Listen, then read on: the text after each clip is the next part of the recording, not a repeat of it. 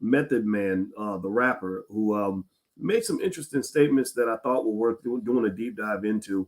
It has to do with growing up. It has to do with having options and just what options look like. And one of the things that you guys may or may not know is I know a little bit about options, not just stock options, but really options in life. And the surprising thing you might want to learn about options is that options is deeply connected to this thing we talk about as Black people called freedom. So get comfortable, buckle up your seatbelt. We're going to get started on drboycetv.com right now.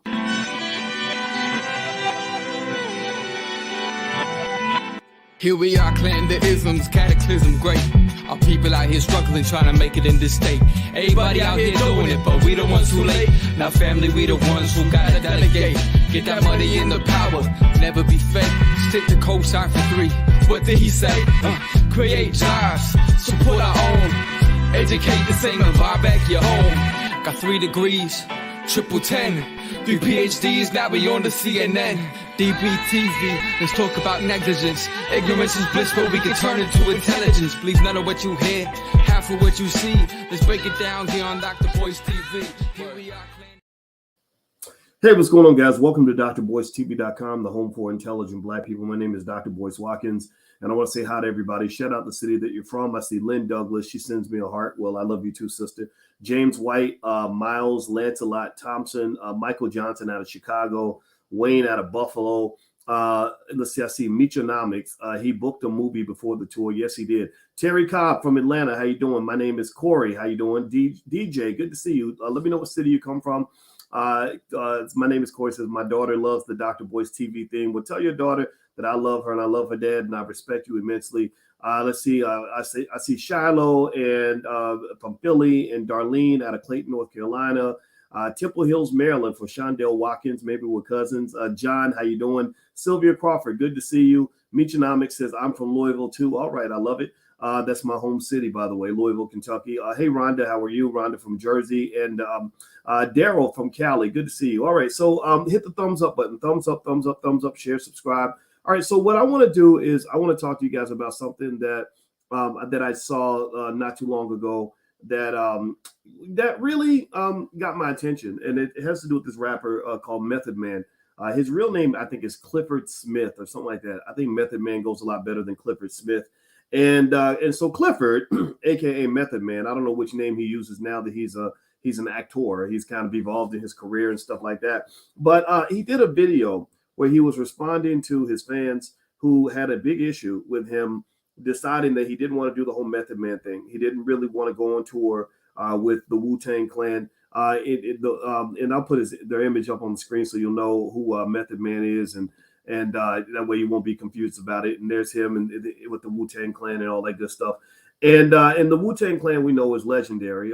In fact, they made one album. It's real weird. I think in 2018 they made an album and they will put it in museums. They made one copy of the album to create this scarcity for the album.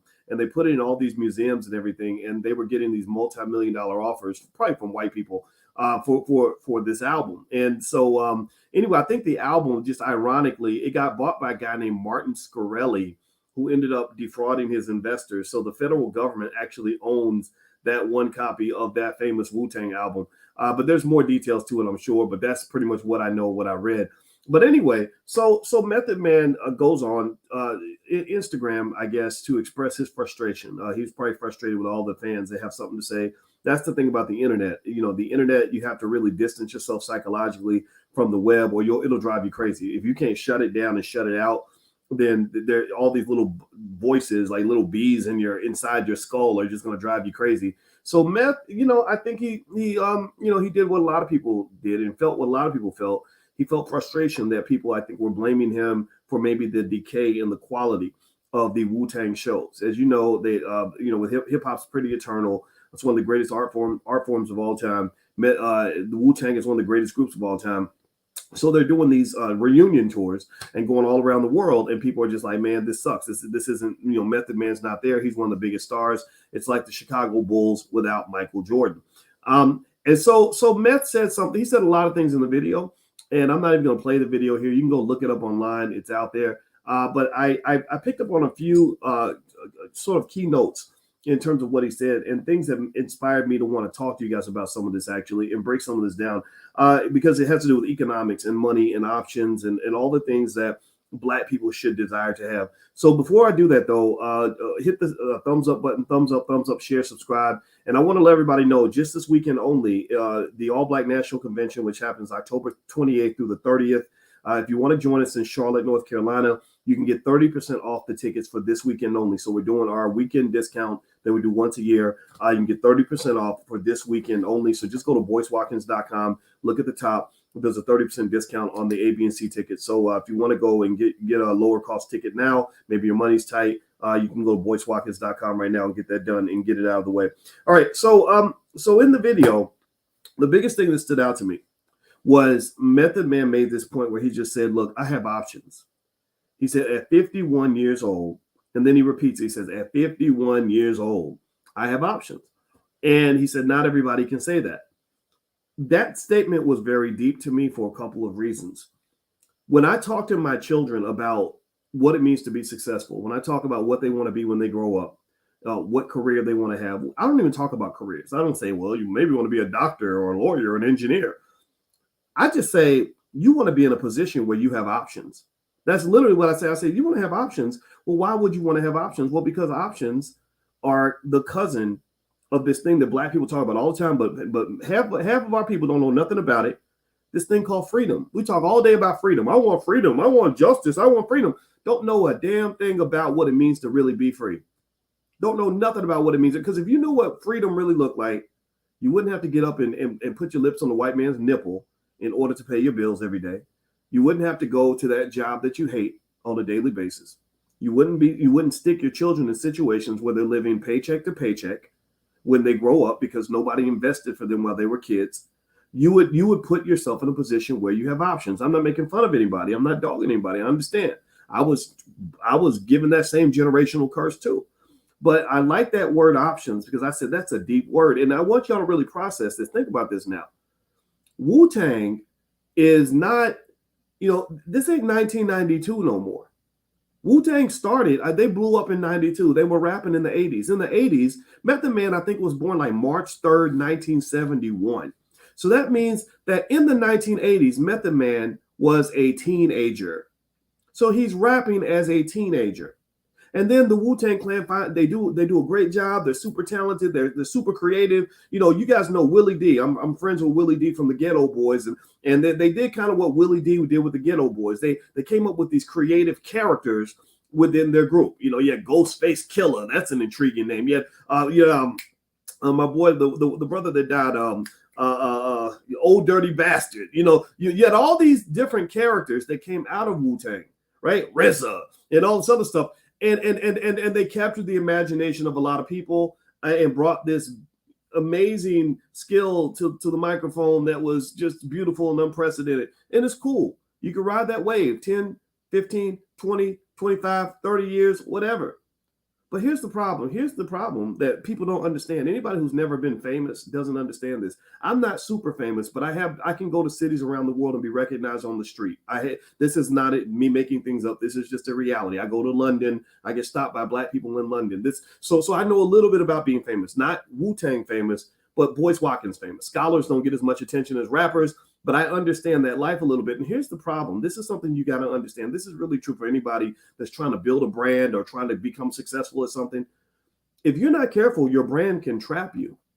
If you're not careful, your brand can typecast you, where literally people only see you as the thing that they know you for. I'm sorry, like Kim Kardashian, she was able to break out of it because she's got white privilege and all that. But I still see her as the lady that got famous by making a sex tape in 2006.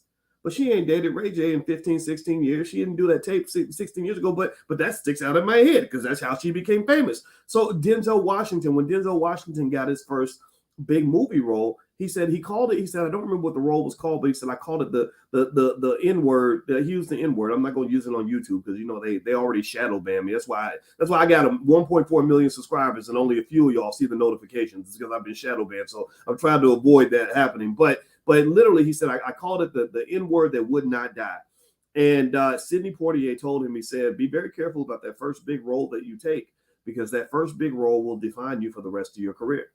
So with Method Man, here's the problem with being Method Man, in my opinion. This is just my 2 cents. I don't know the brother real well. I did meet him on Quite Frankly with Stephen A. Smith. I actually found that picture, and there's me and Method Man backstage at ESPN Studios on the show called Quite Frankly with Stephen A. Smith. This was probably about 2006, 2007.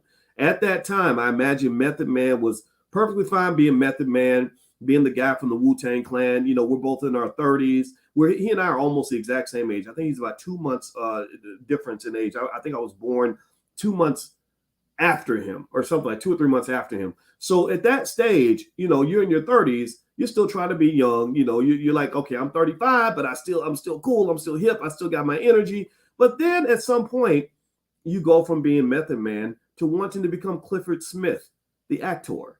You know, like Mark Wahlberg went through that. He went from being Marky Mark of the Funky Bunch to becoming Mark Wahlberg. T.I. is now becoming Clifford Harris, right? And what's happening here, in my opinion, this is my 2 cents. I can only speculate at this point. If Meth is listening, you're invited to come in here and give your point of view. But I suspect that there's a point where you say, God damn, why in the hell am I 50 being put in environments where I still got to act like I'm 18? Why is it that I can't grow old like everybody else? Why can't I go from here to here? Why can't I go from being a rapper to becoming an actor and an entrepreneur and a philanthropist and a grandfather? Why can't I make that transition, you know, when everybody else can do that? Why are you asking me to replicate behavior that I did when I was 19 years old? That is very, very stressful. Give me a yes or no if you understand. I want y'all to imagine this. Imagine if they took you, some of y'all, how many of y'all over 35 right now? How many of y'all over 35? Give me a yes in the chat if you're over 35. Give me a yes in the chat. If everybody who's over 35, raise your hand. So imagine if for the rest of your life, you had to go on a stage and literally behave exactly like you did when you were 19. Would that not be stressful? Do you get what I'm saying? I want to know, does everybody get what I'm saying here? Because so that's what I saw. I saw frustration where he probably feels a little bit like, man, my fans won't let me grow up. I don't want to be Method Man anymore. That was a phase of my life. Now I want to be Clifford Smith, the Academy Award-winning actor Clifford Smith, right? And the world doesn't let you do that. And so I really liked what he was saying. I was rooting Method Man on. I said, go ahead, Clifford. You know, be a grown-ass man. You know, because here's the thing. This is racial too. This is partially racial. The black man is one of the few groups of people in America that is encouraged to never grow up and actually become a man. The black man is loved the most. He'll get the most fame, the most respect, the most attention, the most love from the world when he is presented in a manner that is comical, weak, or non-threatening. If you want to get attention as a black man and you want to be famous, if you're telling jokes, they love you because you're funny, you're lovable, you're cuddly. If you are feminine, they love that. They love when you're feminine. If you're childlike, if you behave like a child, they like that too. And so ultimately, and you can even be a little bit of a thug as long as you only talk about killing black people. If you go in and you say, and you take out any hip hop song, tell me if I'm lying. Tell me if I'm lying. Am I lying or am I telling the truth? Take any hip hop song. And when Jay Morrison brought this point up the other day too on this channel, if you take out the word, if any point where they say, I'm going to kill that N word, take out the N word and replace it with any other racial slur imaginable, and watch how fast you get taken off the air. They want you. They're not scared of the thug. As long as you're killing your own people, that makes you an ally. That makes you an asset. That makes you a friend to the power structure. So of course, your richest, most prominent, most well-known black men on the covers of magazines are going to be black men who engage in these specific behaviors. You must be a tool of the power structure. So ultimately, what I would say here, let's go back to this point on options. Okay, so we're talking about Method Man and his old comments about having options and why he won't tour with Wu-Tang. You know, I liked the video. I really did. And I saw some frustration, just as a little side note in terms of what I observed. I observed frustration where he said, I'm a nice guy, but I'm not a pushover. I got a sense that was like the stress of social media, frustration from fans. That's why I tell everybody, you got to be careful because my wife is a therapist and she explains to me how social media causes mental illness. that if you get too caught up in what people are saying on social media, too many Twitter fights, fighting with people on Instagram and all that, it literally drives you crazy. So make sure you keep yourself and your kids at least at a distance from social media. If you find it stressing you out too much, just detach and walk away, because at the end of the day, it's just a bunch of people running their mouth. It doesn't really matter in your real life. The other thing that he mentioned sacrifice. He said, I've sacrificed a lot for my fans, and I'm sure it's vice versa. That's why I love y'all. So he was being very diplomatic, but he was also acknowledging the sacrifice of his fans, but he's also acknowledging his own sacrifice. And it sounded to me like he wanted to make the transition a long time ago, but he held on because people would put pressure on him. And remember, let's just be clear: Wu-Tang is not Wu-Tang without Method Man. I'm not gonna lie. I'm gonna tell you the truth. I wasn't a huge Wu-Tang fan back in the day. I was more into the West Coast stuff. That's why when I brought Ice Cube on here, I was really happy to talk to him because I was an Ice Cube guy. I was a West Coast guy. I wasn't as much into some of the East Coast stuff. But at the same time, I have mad respect for Wu-Tang and what they did. I knew about Method Man. I knew about Redman. I remember those guys all the way back to high school, and they were extraordinarily good. I know Redman. I don't think Redman's in Wu-Tang, actually. So all the Wu-Tang experts, please don't beat me up for getting it wrong. Let me give you the names according to this list in front of me. Here are the members of Wu-Tang. I want to just say this because I got to show proper respect. Redman, I know he's not a member of Wu-Tang, but he's like a play cousin, apparently. You got RZA, Jizza, Inspector Deck, You God, Ghostface Killer, Method Man, Raekwon, Master Killer, Capadonna, and Old Dirty Bastard. I hope I did that okay. I hope I did that right, because I know I got friends in here. I got guys in here that'll beat me up, get mad at me if I get the Wu-Tang thing wrong. So I'm going to show proper respect to that. He also mentions another economic reality. There's another economic reality he addresses, and I want to address that as well, kind of give a Dr. Boyce spin on that. He says albums aren't selling the way they used to. The albums don't sell the way they used to. And that's an economic reality that is faced by a lot of hip hop artists right now. That albums, it ain't like, selling an album in 2022 ain't like selling an album in 1992. What artists have figured out is that their brand is more valuable than any music they could ever put out. That their recognition, the name recognition, is incredibly valuable. Their influence is very valuable. That's why corporations will pay rappers money to endorse their products to get people to buy these things. Look at Kanye West and what he's dealing with, The Gap and Adidas.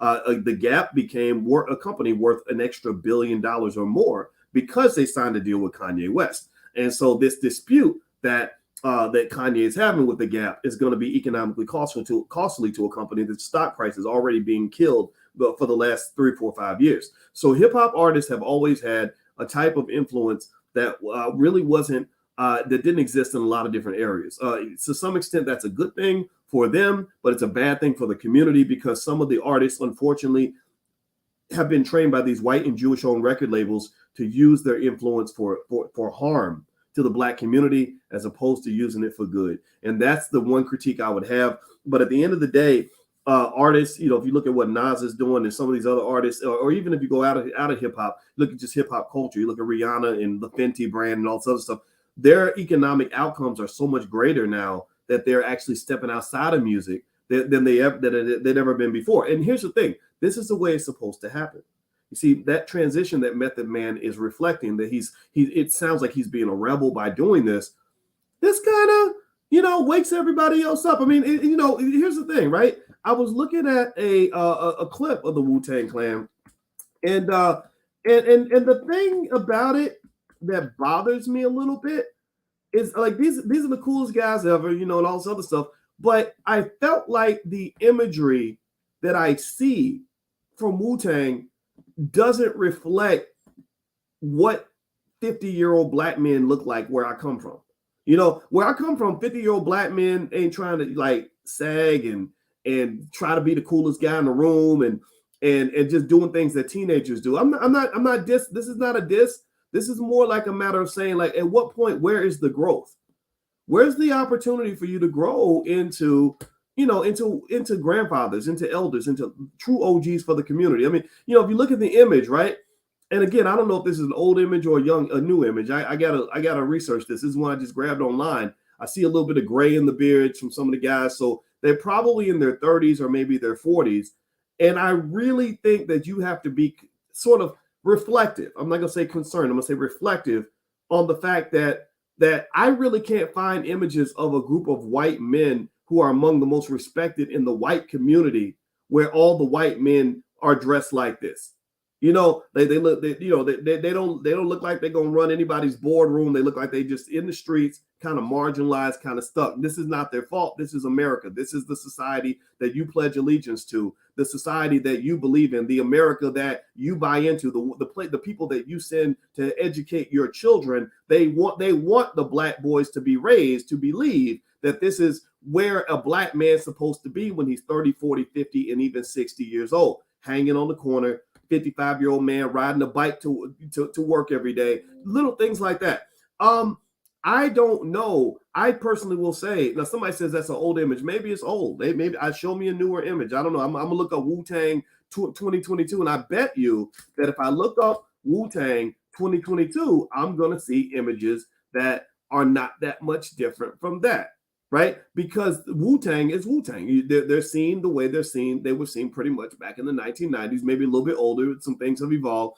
But I would say that as a black man who's 51 years old myself, I would not enjoy trying to act like I was 22 years old. I would rather leave that behavior to the 22-year-olds. And I'm going to go behave like I'm 51, which is a completely different category. If I'm actually going to leave my family, leave my community, grow into a grandfather, and do all the things that older men are supposed to do. And here's the other thing too. This is something that I've mentioned periodically. Just this is more Uncle Boyce, so I hope it's okay if I give some Uncle Boyce perspective on this.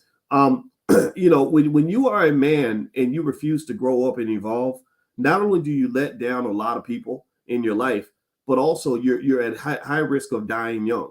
A lot of the reason that you see rappers and stuff dying at the age of 38 or having a heart attack at the age of 42 or 45 is because they get in their 40s, some of them, not all of them, some of them, and they still think that they're 22 years old. They still behave and do all the stuff. I got bitches, I got weed, I got liquor, I got my homies, right? And it's kind of like weird because, bro, it's not 2004 anymore. It's not 1996 anymore. It's 2022. Like, this is a different reality for you. And so I like what Method Man said. I like the fact that he was reflecting openly and honestly about the importance of having growth. I think from a business standpoint, it was an excellent move. A lot of y'all don't know this too, but did y'all know the Beatles, when the Beatles got to the 1960, about 1967, 68, I think, they weren't that old. They were in their 20s. They said, we're done touring. We ain't touring no more. We'll make albums. We'll go to the studio. But we want to evolve. We want to make deeper music. We want to, we don't want to deal with all the chaos of being on tour. We don't like all that anymore. We don't want to be chased by girls down the street anymore. So they actually said, they announced, like, we're not going on tour. Now, maybe they did some stuff later on. You know, Paul McCartney and some other guys from the Beatles went on and did other things. But that's another group. That's another example where they just said that activity was more appropriate for that stage of our lives, not this stage. So that growth is very important for every black man to understand. So long story short, I support what Method Man said. I think the biggest thing that jumped out at me was when he talked about options. I want y'all to also, just to give you a quick economic reality. Remember, Wu-Tang has 10 members, right? Because I'm sure Old Dirty Bastard's family gets some royalties and stuff from the stuff that he did. 10. And y'all know how horrible these record label contracts are. You know that these artists get screwed in their contracts. Give me a yes or no if you've seen any of these stories out here about artists signing these death deals, basically slavery deals, where some white guy done got you signing your whole life away, and you just ecstatic because you get to be on the radio. But next thing you know, 30 years later, you're still paying this man from way back in the day.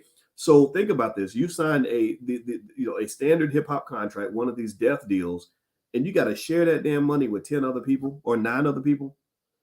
You can't live off of that. How the hell are you going to live off of that?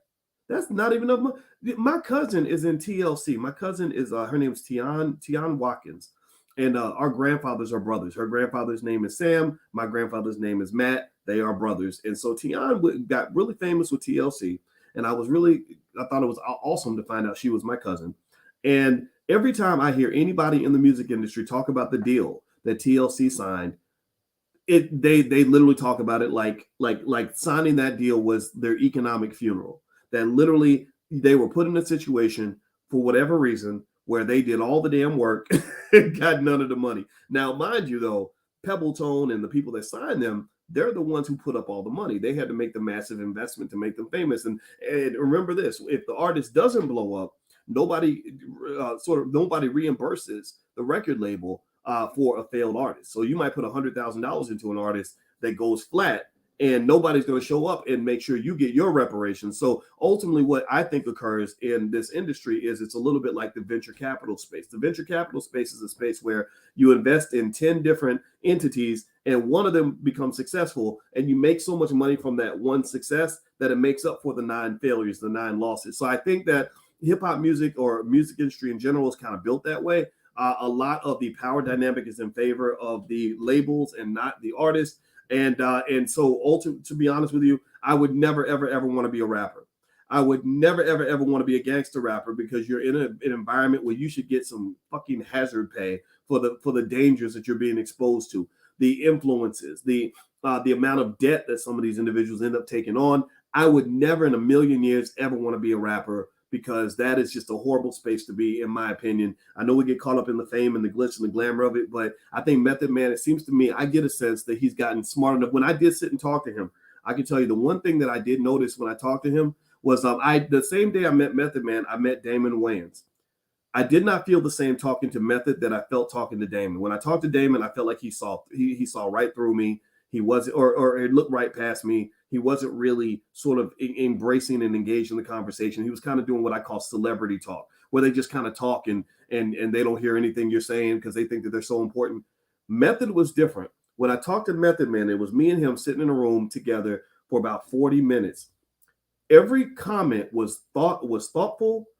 He responded to everything I said. He processed every word that came out of my mouth. I processed every word that came out of his. And I said, okay, this is a really intelligent guy.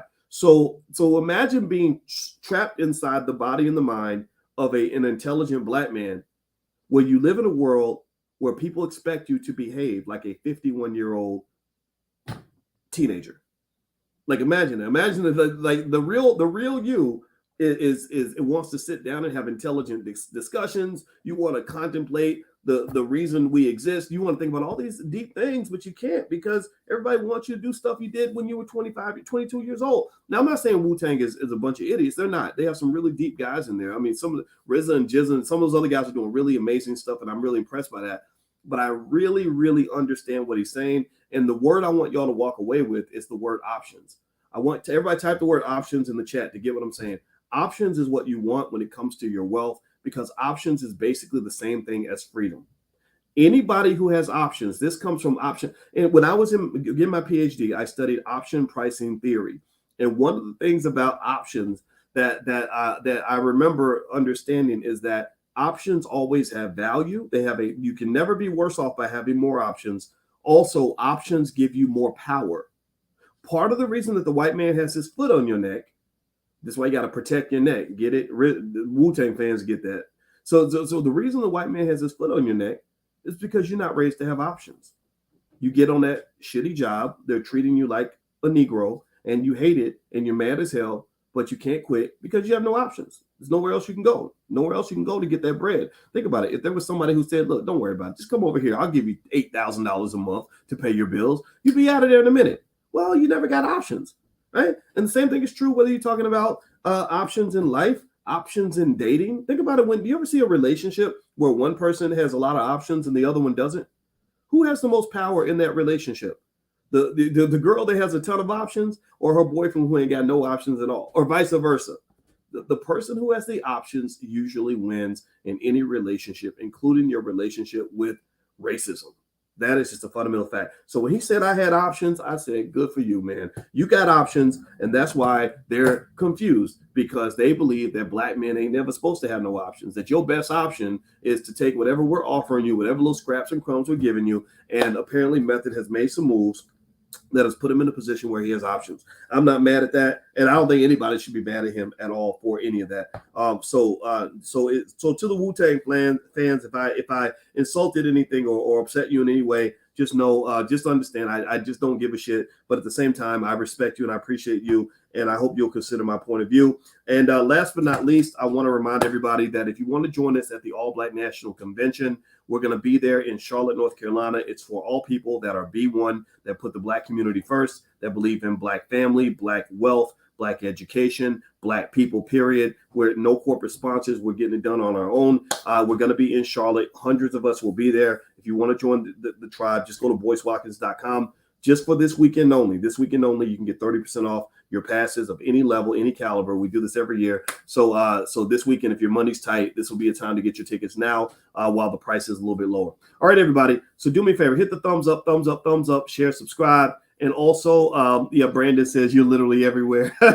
Yeah, well, you know what? We try to do what the white man does. We distribute our content on a lot of platforms. We're even on Spotify and Apple. So if you have Spotify, just look up the Dr. Boyce Breakdown on Spotify. You can find us. And also, if you have a Black-owned business and you like, or a platform or a brand, and you'd like to market on this platform and get a Dr. Boyce shout out, just go to drboycefinance.com. That's the URL on the screen. Feel free to do that. Fill out the form. There's a small fee, but I will give you a shout out on this platform. So anyway, take care, guys. Have a good day. God bless you, and have a wonderful day. I'll see you soon. Take care now. Peace.